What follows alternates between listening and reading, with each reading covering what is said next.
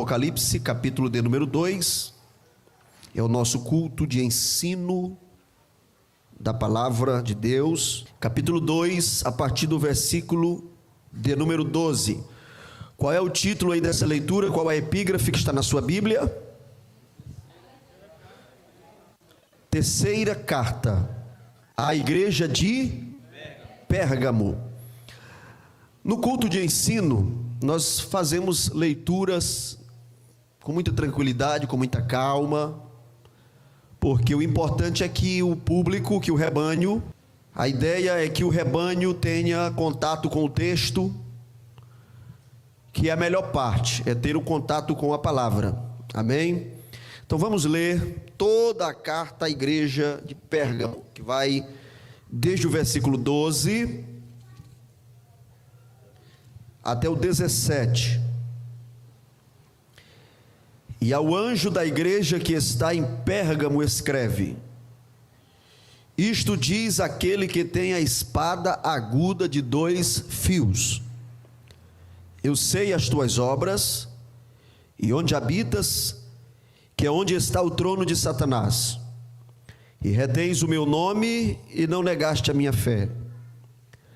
Ainda nos dias de Antipas, minha fiel testemunha, o qual foi morto entre vós, onde Satanás habita. Mas umas poucas coisas tenho contra ti, porque tens lá os que seguem a doutrina de Balaão, o qual ensinava a Balaque a lançar tropeços diante dos filhos de Israel, para que comessem dos sacrifícios da idolatria e se prostituíssem.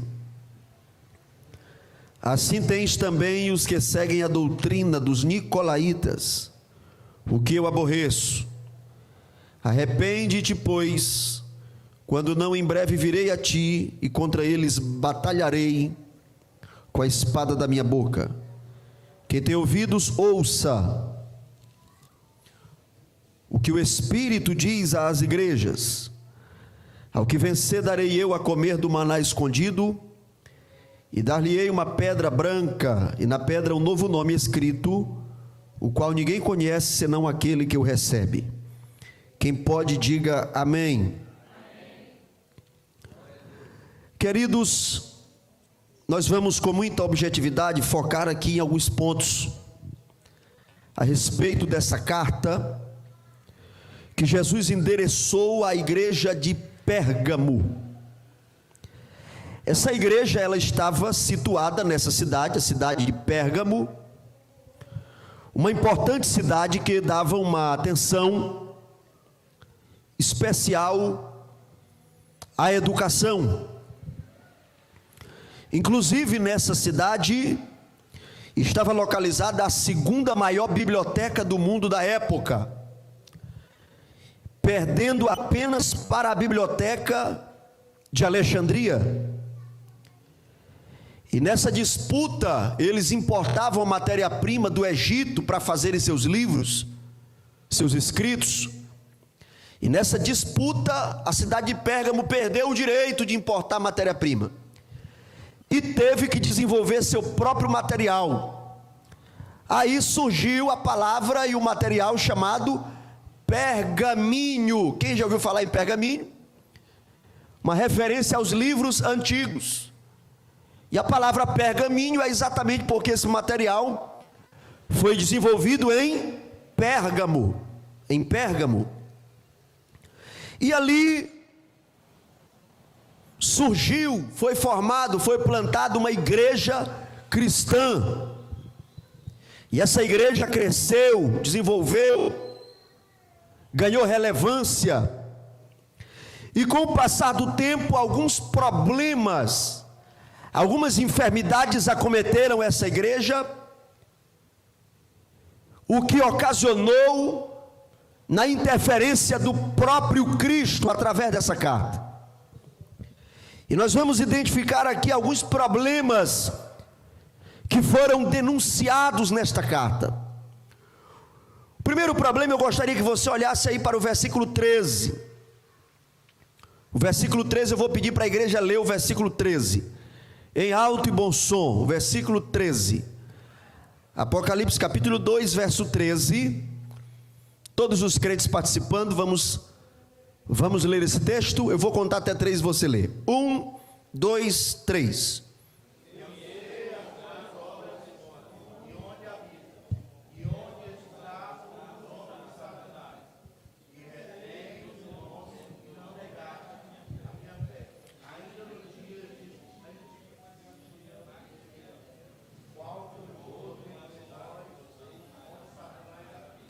Pronto, nós identificamos aqui uma coisa desagradável. Alguns irmãos até pensam na hora de fazer a leitura, dão uma pausa. É isso mesmo que está escrito aqui, e aí prosseguem a leitura. Porque nós não nos agradamos dessa expressão, mas está aí. Eu sei as tuas obras e onde habitas, que é onde está o trono de Satanás. Quando nós estudamos a história de Pérgamo, somos tentados a entender que esse trono de Satanás não tem nada a ver com a igreja e somente com a cidade. Imaginamos que esse trono de Satanás seja os templos pagãos que foram ali construídos. Havia, por exemplo, em uma colina nas adjacências daquela cidade um grande santuário pagão. E muitos são tentados a imaginar que esse trono de Satanás é esse templo pagão. Mas se nós lermos todo o versículo 13, nós somos impulsionados a pensar diferente. Vamos ler o texto, o restante diz assim: retens o meu nome e não negaste a minha fé, ainda nos dias de Antipas, minha fiel testemunha, que foi morto entre vós. Diga comigo, que foi morto entre vós. Aí o texto termina dizendo: onde Satanás habita. Queridos irmãos, Jesus não escreveu esta carta, não enviou essa carta para a cidade de Pérgamo. A carta foi escrita para a igreja de Pérgamo. Diga comigo, a carta não foi escrita para a cidade, a carta foi escrita para a igreja. É assustador chegarmos a essa conclusão, mas o trono de Satanás denunciado nesse texto não é na cidade de Pérgamo. Esse trono de Satanás, infelizmente, estava na igreja, que havia tolerado o pecado, havia tolerado a injustiça, ao ponto de verem um dos seus irmãos ser morto no meio deles. Um crente desconhecido na terra. Nós não conhecemos a sua biografia, está aí o texto. O nome dele era Antipas, está aí no versículo de número 13. Quem era esse homem? O que ele pregava? Esse homem era uma fiel testemunha, é assim que Jesus apresenta. Existem testemunhos, meus irmãos, que é o próprio Deus que dá. Aleluia. E a Bíblia tem alguns episódios onde Deus testifica a respeito dos seus servos. E nesse texto aqui, Jesus disse assim: Antipas, minha fiel testemunha. Eu me lembrei agora lá de Jó, aonde o próprio Deus aponta para Jó e diz assim: vistes o meu servo Jó? Oh, glória a Deus. Nós não conhecemos muita coisa a respeito da biografia de Antipas, mas Jesus o apresenta de uma forma que não tem como duvidar da sua crença. Não temos como duvidar da sua pregação, muito embora não conheçamos uma pregação de Antipas. Mas se ele tiver pregado por 5 minutos, por 10 minutos, sua pregação foi verdadeira e agradou a Deus, porque Jesus apresenta ele como sua fiel testemunha. E o testemunho de Antipas incomodou alguns cristãos nominais.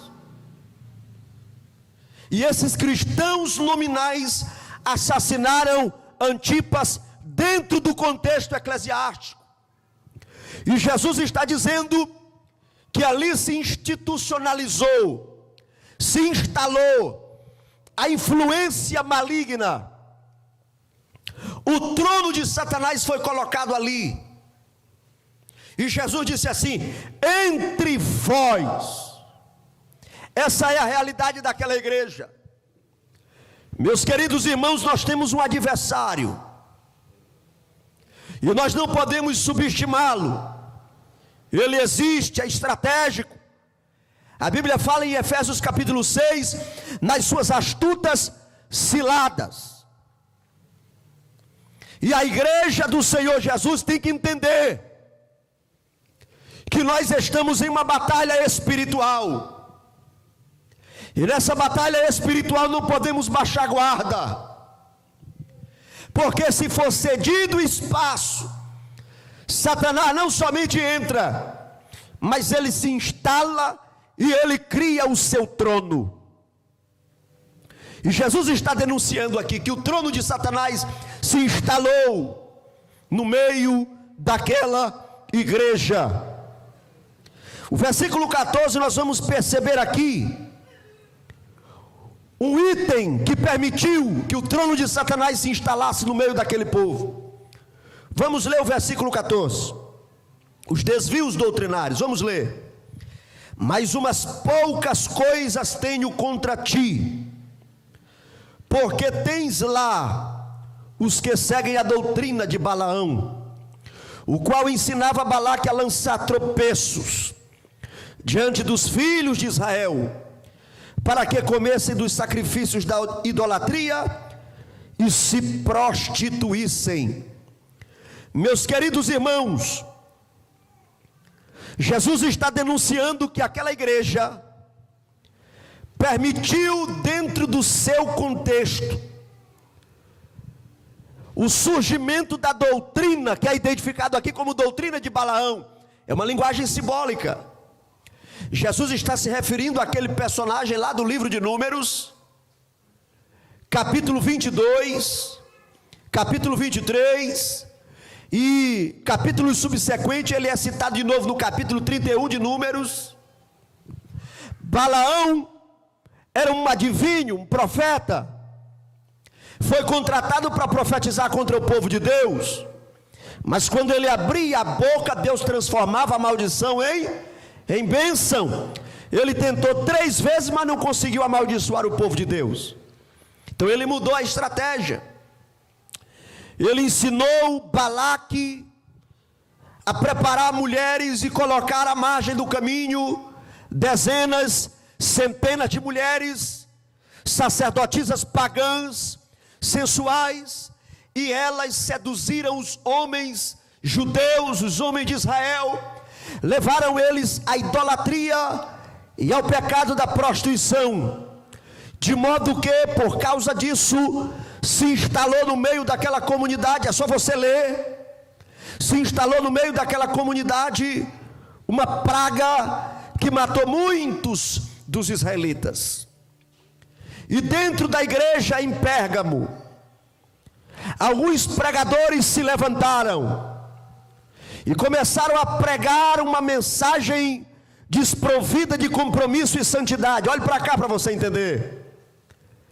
E dentro da igreja de Pérgamo, o comportamento semelhante a esse que eu contei lá do livro de Números começou a acontecer. Pregadores pregando o sincretismo religioso, trazendo as outras religiões, os pensamentos pagãos daquela comunidade, misturando com a igreja homens simpáticos, homens carismáticos, pregadores carismáticos, pregadores simpáticos, pregadores que dominavam a oratória, a retórica. E a liderança da igreja de Pérgamo assistiu de forma inerte, omissa e apática. E Jesus está denunciando que dentro daquela igreja, semelhante ao que aconteceu nos dias do profeta Balaão, também estava acontecendo a prostituição e também a própria participação de banquetes idólatras.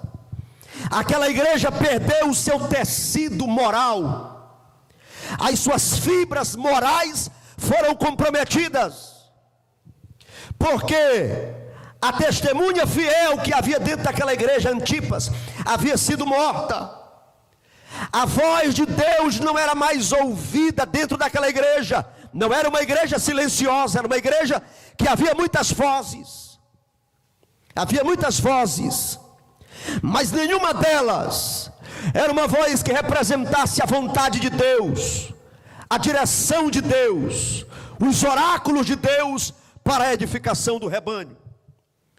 O segundo problema está no versículo 15. Assim tens também os que seguem a doutrina dos nicolaítas, que eu aborreço. Os nicolaítas eram pregadores gnósticos, e os pregadores gnósticos, eles ignoravam a existência do pecado. Eles supervalorizavam a matéria e o prazer, bem como os lucros. E eles levaram muitas pessoas a se desviarem. E a igreja na cidade de Pérgamo tinha placa de igreja, construção arquitetônica semelhante à igreja, tinha cultos em horários semelhantes à igreja. A igreja de Pérgamo já pode ser colocada entre aspas. Essa igreja se tornou uma agremiação, um sindicato, se transformou em um clube, mas perdeu o poder e a vitalidade espiritual. Tinha nome de igreja, na terra era conhecida como igreja, mas no céu, aquele que sabe todas as coisas dizia: não é mais igreja, é o trono de Satanás que foi instalado entre vós. Senhoras e senhores, nós olhamos hoje para o mundo e essa realidade começa a se repetir em muitos lugares. Existem igrejas na Europa, por exemplo, em uma rápida pesquisa você descobre isso, aonde os grandes avivalistas do século XVIII, século XIX e início do século XX pregavam no poder do Espírito Santo.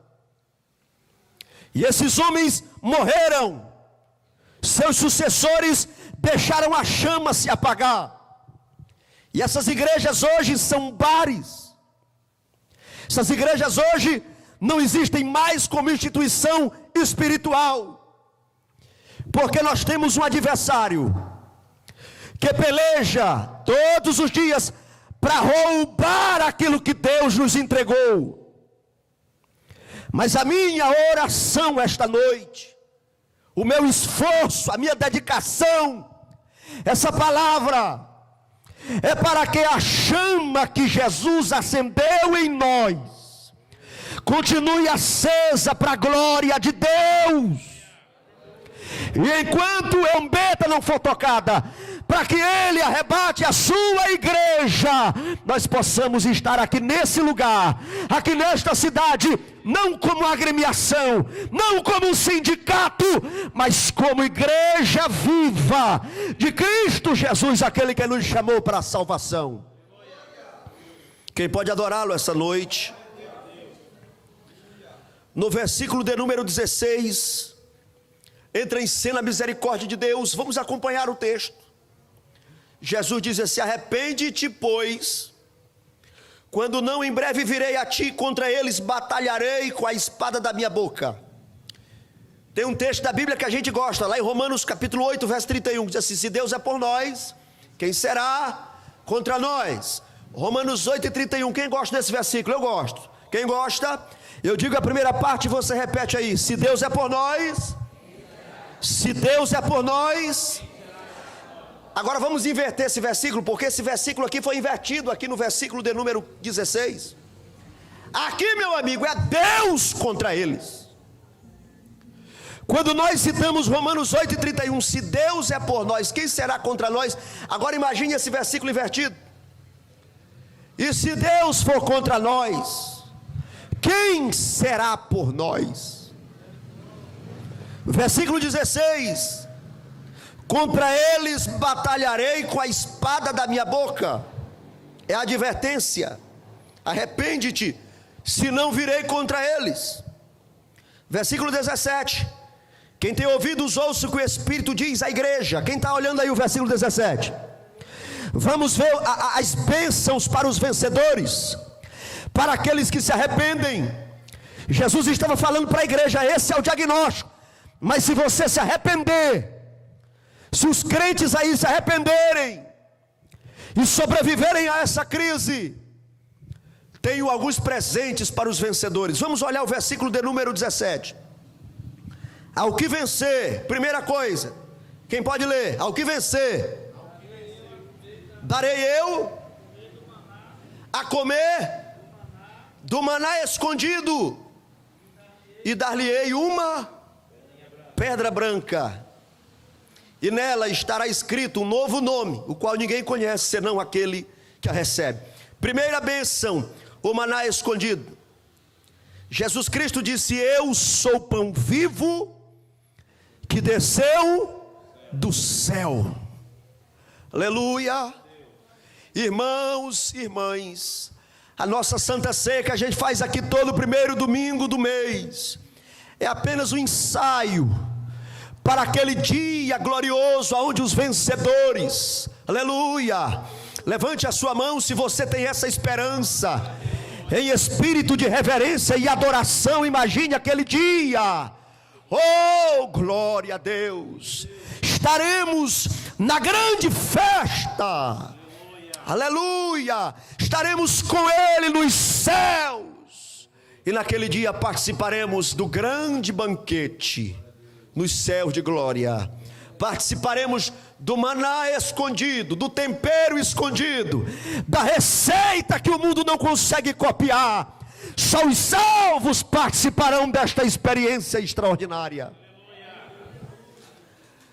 Aí Jesus disse: dar-lhe-ei uma pedra branca, na qual estará escrita o seu novo nome.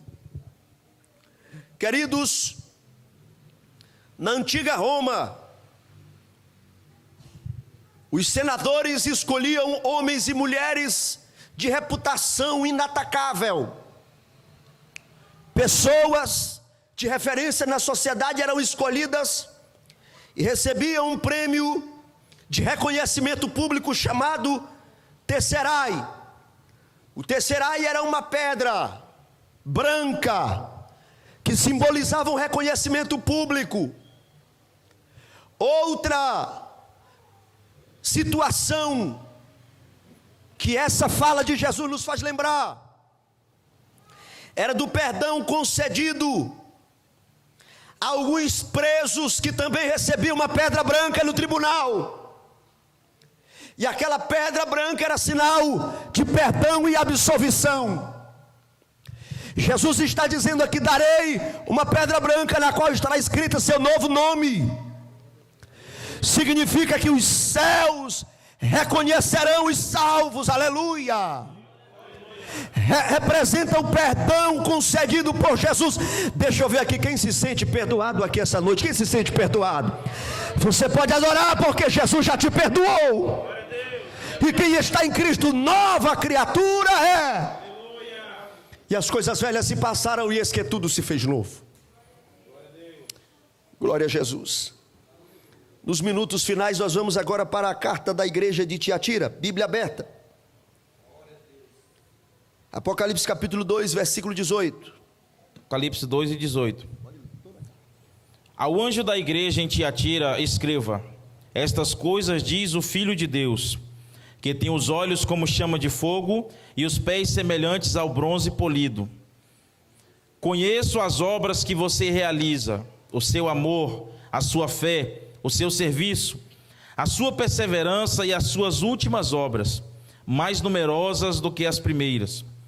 Tenho, porém, contra você o fato de você tolerar que essa mulher Jezabel, que se declara profetiza, não somente ensine, mas ainda seduz os meus servos a praticar a prostituição e a comer coisas sacrificadas aos ídolos. Dê-lhe tempo para que se arrependesse. Porém, ela não quis se arrepender da sua imoralidade.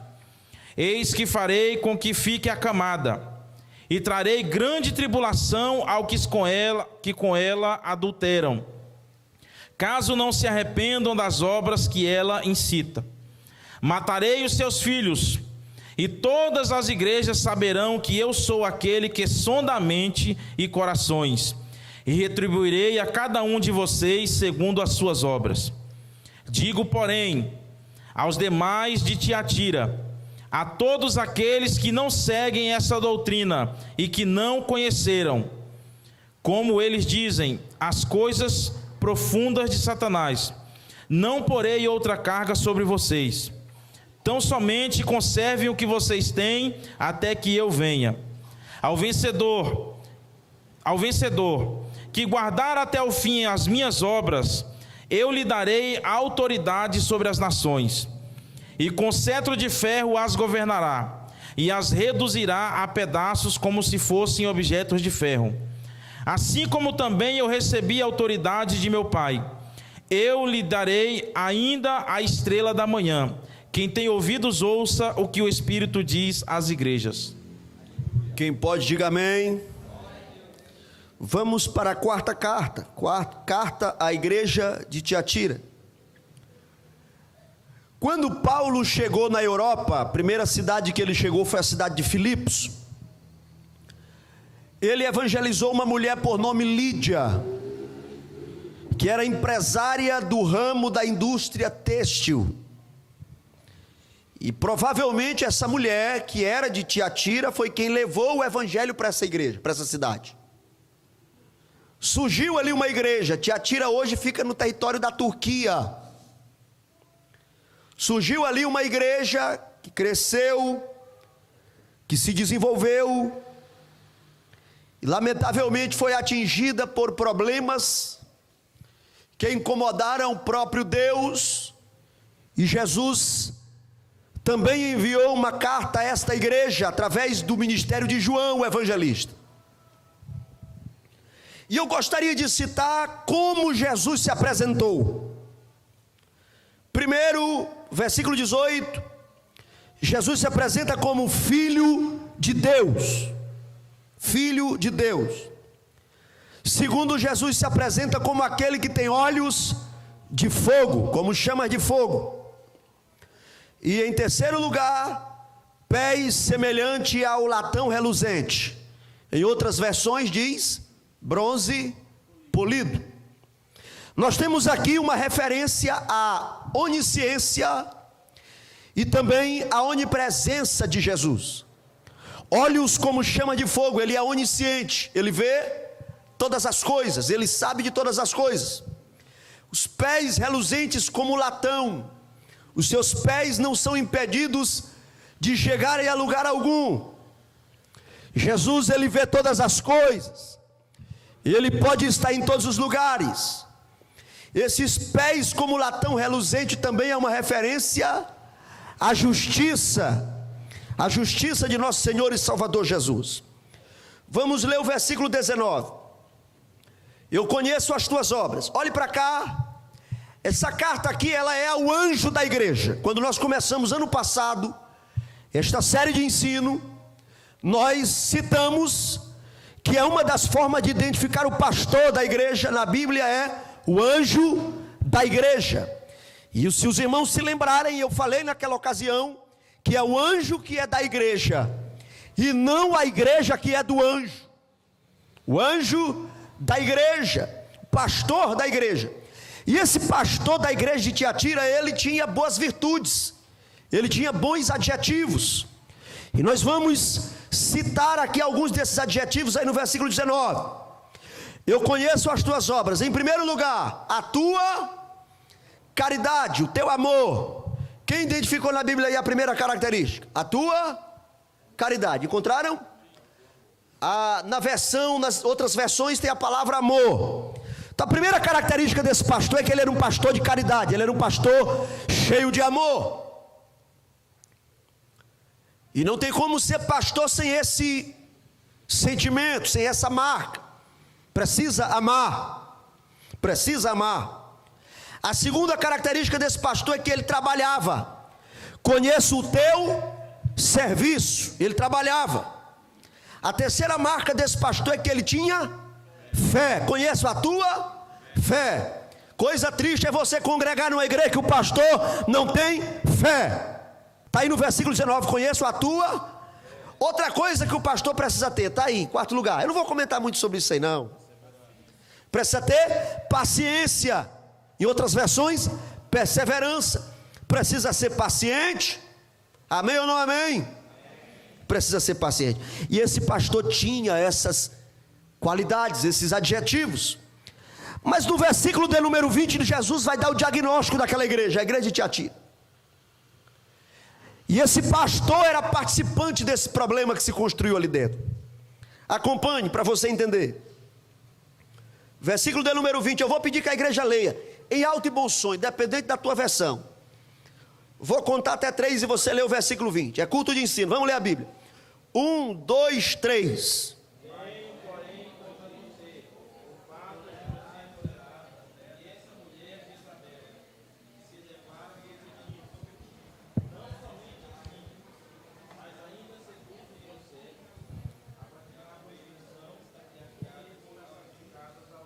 Amém? Na igreja de Pérgamo havia os nicolaítas, um grupo de pregadores, enganadores. Na igreja de Tiatira se levantou uma mulher que se auto-intitulava de profetisa. Jezabel, como é escrito aí, provavelmente não é o seu nome, é um título que faz parte da denúncia. E assim como a Jezabel, lá de 1 Reis, a esposa de Acabe, assumiu o controle de Samaria e de todo o reino do norte, possivelmente essa Jezabel aqui de Apocalipse tomou o controle da igreja. O pastor era um homem de bem, era trabalhador, paciente, amoroso e de muita fé. Mas ele era um homem de fragilidade doutrinária e teológica. E na tentativa de ser democrático, na tentativa de não querer desagradar, foi permitindo aos poucos que essa mulher auto-intitulada profetisa trouxesse pregações, comida, alimento para a igreja, envenenado. E essa mulher, como profetisa, ela ganhou as pessoas na fragilidade do misticismo. E os falsos profetas, eles têm algumas frases bem conhecidas. Nem todo mundo que usa essas frases é falso profeta, mas todo falso profeta usa essas frases. Estou sentindo de Deus, tive uma visão, Deus me mostrou isso aqui, Deus me mostrou aquilo ali. E nessa conversa de Deus mostrou, nessa conversa de teve uma visão, nessa conversa de teve um sentimento da parte de Deus, a falsa profetisa seduziu a igreja e assumiu o controle da igreja. E Jesus chega a esse pastor, que era uma pessoa de bem, mas que não tinha firmeza doutrinária. Irmãos, para decidir a tinta da igreja, a construção da igreja, muita coisa administrativa, dá para ser democrático. Mas se tratando de doutrina na igreja, não existe democracia. Pastor chamado por Deus não pode ser democrático no que se trata de pregação do evangelho. Porque a democracia, o que significa a palavra democracia? Governo do povo. Democracia é governo do povo. E o pastor de Tiatira quis ser democrático, quis agradar a todos, e afrouxou as rédeas doutrinárias. E a falsa profetisa assumiu os comandos da igreja. E Jesus diz aqui: tenho contra ti que tolerares que Jezabel, mulher que se diz profetiza, ensine e engane os meus servos. Culto de ensino, pastor de Tiatira sentava, e quem pregava era Jezabel. Os cultos com maior público, quem pregava, Jezabel, e ele não tinha força. Está na sua Bíblia aí a palavra tolerares? Está aí, meu irmão? Você viu na sua Bíblia? O que é tolerar? Quando você tolera, não é que você não sabe do que está acontecendo, você sabe, por isso que você está tolerando. Para evitar um problema. Não, irmão, eu estou tolerando para não ter problema, estou calado, estou tolerando. Não é assim? Então o pastor da igreja de Tiatira, olhe para cá, não é que ele não sabia que Jezabel estava enganando, não, irmão, ele sabia, mas ele estava tolerando, ele sabia, mas ele permitia. É por isso que Jesus culpa ele: tenho contra ti o tolerares que Jezabel, mulher que se diz profetiza, ensine e engane os meus servos. Vamos continuar a leitura, versículo de número 20: para que se prostituam e comam dos sacrifícios da idolatria. Essa mulher, ela traz para a igreja o sincretismo religioso, e os crentes que seguiam a Jesus, que eram luz do mundo, sal da terra, começam a participar das comidas sacrificadas aos ídolos, começam a participar da prostituição e da idolatria. Queridos, Hebreus capítulo 13, versículo 7.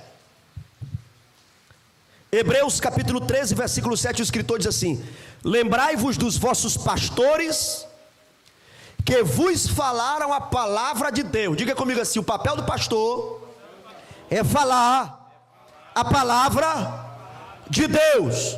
Eu não ouvi vocês dizendo aí embaixo. Vocês estão pregando para mim, vocês estão me cobrando isso aí.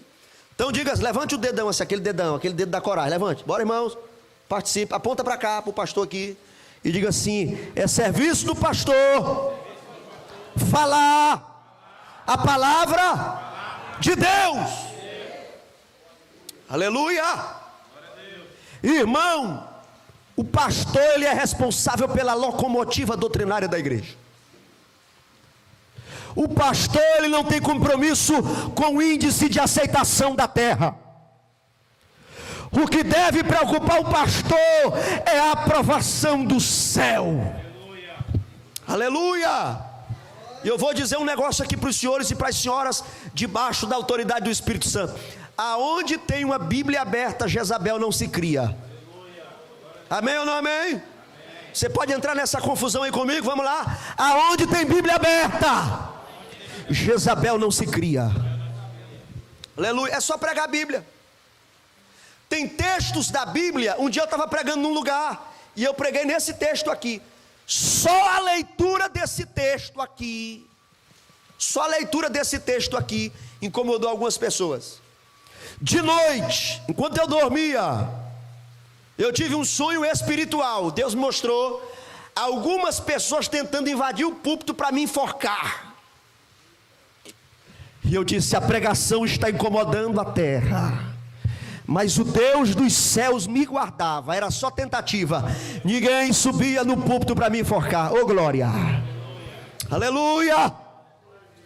Aí Hebreus 13, 7 diz assim: lembrai-vos dos vossos pastores, que vos falaram a palavra de Deus. Pastor precisa entender de política, de economia, geopolítica, informações atuais, mas a maior ocupação de um pastor é a meditação nos oráculos de Deus, para a alimentação do rebanho que Jesus lhe confiou. Amém ou não amém? Paulo escreveu a Timóteo no capítulo 4 da segunda carta, versículo 2, ele diz assim: pregue a palavra, esteja preparado, pregue a palavra, a tempo e a fora de tempo. Aí ele diz assim: porque muitos terão comichão nos ouvidos. Que é comichão nos ouvidos, irmão? Coceira, micose no ouvido. Pregando Bíblia está incomodando, mas isso aí não me agrada. como enxame nos ouvidos. Aí Paulo diz assim: e amontoarão para si doutores segundo a sua concupiscência. Deixa eles com os seus doutores e faz o teu trabalho. Prega a palavra, porque quando a Bíblia é aberta e a palavra é ensinada, Deus está preparando a sua igreja para o arrebatamento. Quantos aqui recebem o alimento da palavra, levante a sua mão e glorifique a Deus nesta noite, porque a palavra nos ensina a ser melhor. Bendito seja Deus para todos sempre. Versículo 21, irmãos, vamos ler. Dê uma olhada aí no versículo 21. E dei-lhe tempo para que se arrependesse da sua prostituição, e não se arrependeu. Diga comigo assim: Deus é muito misericordioso. Deus deu tempo até para essa Jezabel. Deus deu tempo para essa mulher que destruiu a igreja, a reputação da igreja.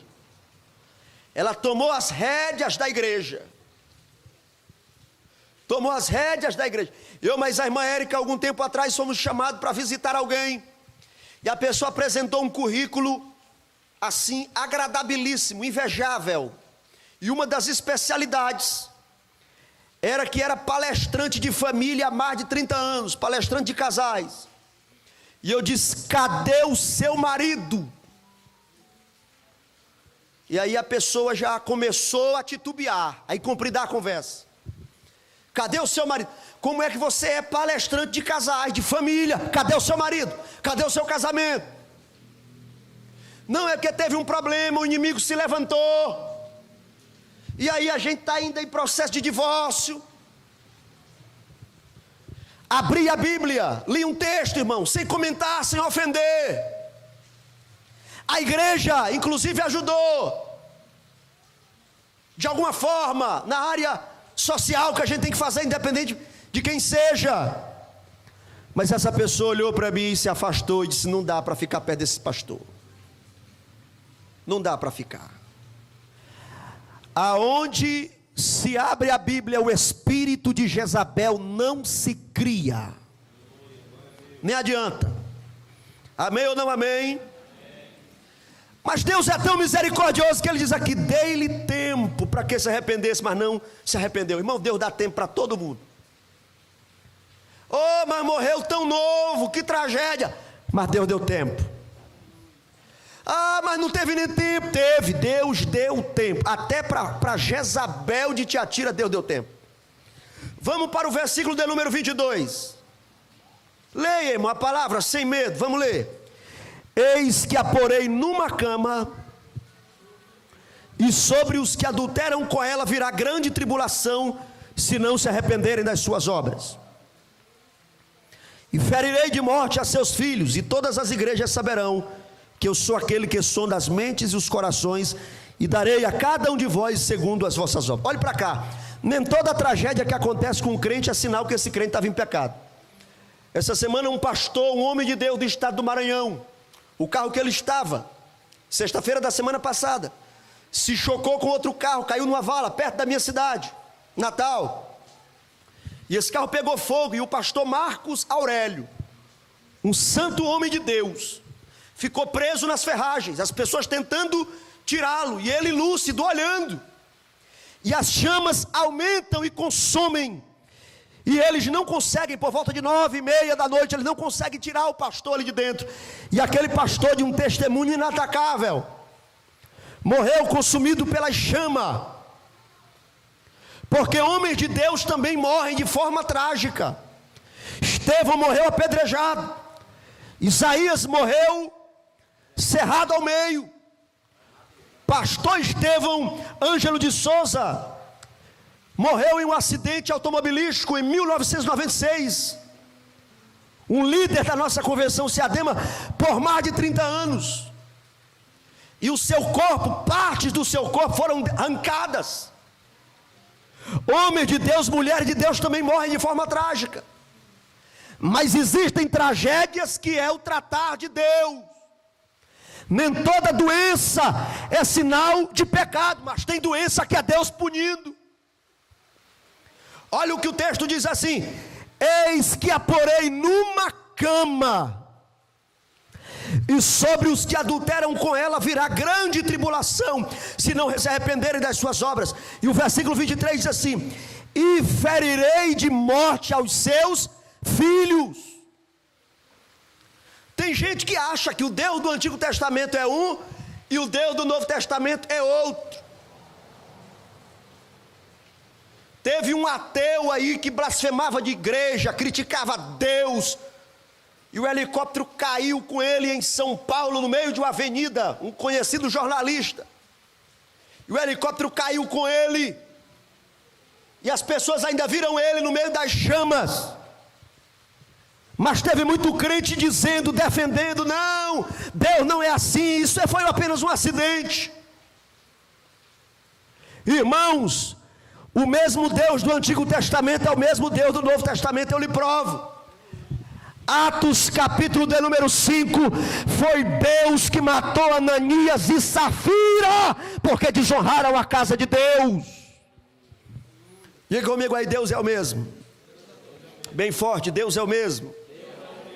Aleluia. O Deus do Antigo Testamento é o mesmo do Novo Testamento, irmãos. Deus entra em ação para defender o seu nome, a reputação do Evangelho e a seriedade da sua igreja. Levante a mão, eu tenho uma palavra de Deus, de ânimo para a sua vida. Se você é fiel, não compre briga com ninguém, não vá tomar satisfação, não vá tomar gosto. Deixa que as suas brigas, é Deus que peleja por nós. É Deus que peleja as nossas pelejas, as nossas batalhas. Seja apenas fiel a Deus. O teu papel é ser fiel a Deus. Aleluia. E é Ele que compra as nossas brigas para a glória do nome de Jesus. Quem pode adorá-lo esta noite? Ele está aqui conosco. Ele está aqui conosco essa noite. Oh, aleluia. Isso é interessante. E ferirei de morte a seus filhos.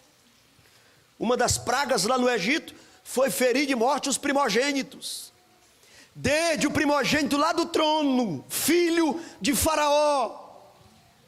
Deus é o mesmo, irmãos. Aí o texto diz assim: porque eu sou aquele que sonda as mentes e os corações, e darei a cada um de vós segundo as vossas obras. Mas tem uma palavra de esperança. Vamos ler o versículo 24 para a gente encerrar. Mas eu vos digo a vós e aos restantes, os que estão em Tiatira, a todos quantos não têm esta doutrina e não conhecem, como dizem, as profundezas de Satanás, que outra carga não vos porei. Jesus está dizendo assim: se tiver um crente nessa igreja, se tiver um que está defendendo o meu nome, que é fiel a mim, eu estou te vendo, eu sondo as mentes e os corações, eu conheço a tua fé, a tua perseverança, e outra carga não vos porei. Versículo 25: mas o que tendes, retende-o até que eu venha. Amém ou não amém? Quantos acreditam no retorno glorioso de Jesus para buscar o seu povo? Se coloque de pé. Eu quero te dizer que Deus te deu algo para você desenvolver nesta terra. Deus te deu algo, Vinícius. Deus te deu algo, Marcos, Danilo, Júnior, os músicos, irmãs à minha direita, irmãos, irmãs à minha esquerda. Deus confiou algo em tuas mãos. Quantos podem adorá-lo essa noite? Deus te confiou algo. Será se tem algum crente aqui que não serve para nada, que está existindo para não fazer nada na igreja? Será se tem algum para nada aqui, irmãos? Não existe um crente na terra que está existindo para não ser nada, para ser inútil. Não. Deus te confiou algo. E o texto está dizendo aqui: mas o que tendes, retende-o até que eu venha. Jesus está dizendo assim: guarda, preserva aquilo que Ele te deu. Deus te fez uma promessa, Deus te prometeu realizar algo em tua vida, Deus te chamou para um propósito, Deus te deu um dom, guarda esse dom, aleluia. Cuida com carinho daquilo que Deus te deu. Jesus está dizendo: guarde-o até que eu venha. Vou finalizar a leitura. E ao que vencer e guardar até o fim das minhas obras, eu lhe darei poder sobre as nações. Isso aqui é uma profecia sobre o milênio. E com vara de ferro as regerá, serão quebradas como vasos de oleiro, como também recebi de meu Pai, e dar-lhe-ei a estrela da manhã. Quem tem ouvidos, ouça o que o Espírito diz às igrejas. Aleluia. De mão erguida lá em cima, diga assim: se depender de mim, a igreja vai continuar sendo igreja. Quantos podem fazer esta aliança? A igreja vai continuar sendo igreja. A igreja vai continuar sendo igreja. O espírito de Jezabel não se cria entre nós. A doutrina de Balaão e dos nicolaítas não se cria entre nós. Em causas da terra somos democráticos, mas em causas do céu é Bíblia aberta. Aqui é Deus que manda, é Ele que fala, a igreja é dele, a opinião é dele, e dele é a última palavra, para a glória do seu santo nome. A te adorar pelo que é. Oh, aleluia. Vamos adorar. Dele vem o sim, o amém.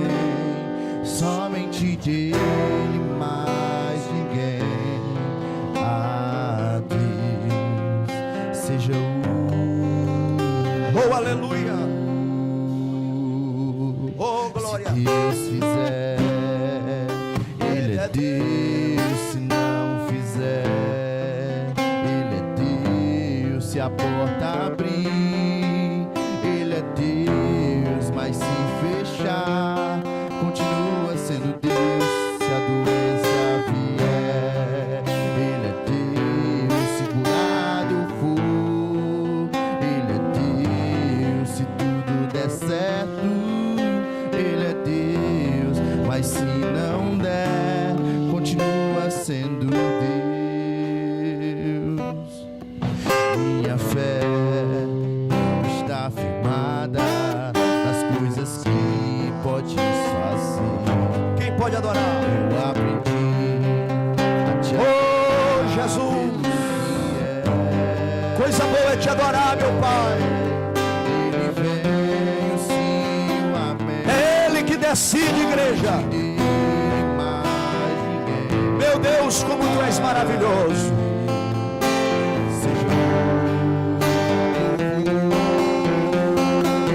Oh, aleluia.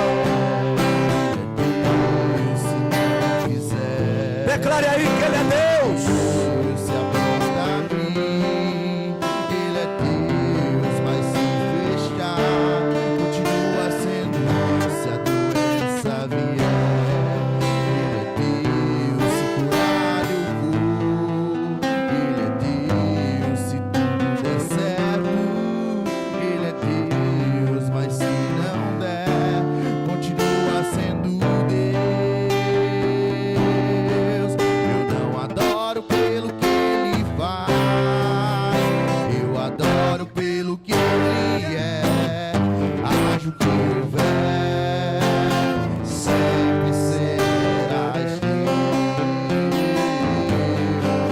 Eu não adoro pelo que Ele faz, eu adoro pelo que Ele é. Haja o que houver, sempre serás Deus. Levante a sua mão. Deus eterno e todo-poderoso, esse lugar é teu.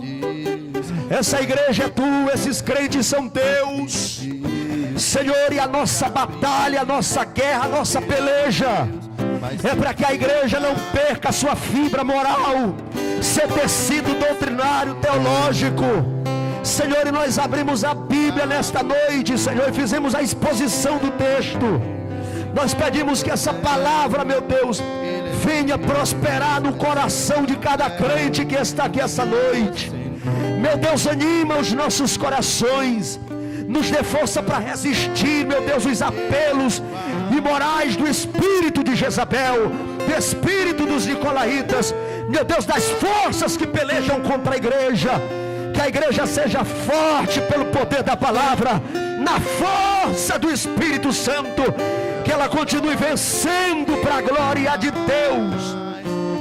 E aquilo que depender de nós, meu Pai, que a igreja continue sendo igreja, sendo coluna e firmeza da verdade, porta-voz dos céus, para a glória do nome de Jesus. Fortalece o teu povo, é o que nós te pedimos nesta noite. Fortalece as irmãs, fortalece os irmãos. Meu Deus, repreende todo o espírito do mal, toda força que tenta abater esse crente, que tenta destruir esse homem e essa mulher. Estende as tuas mãos pela tua graça, é o que nós te pedimos nesta noite, e por fé nós te agradecemos, em nome de Jesus. E a igreja diz...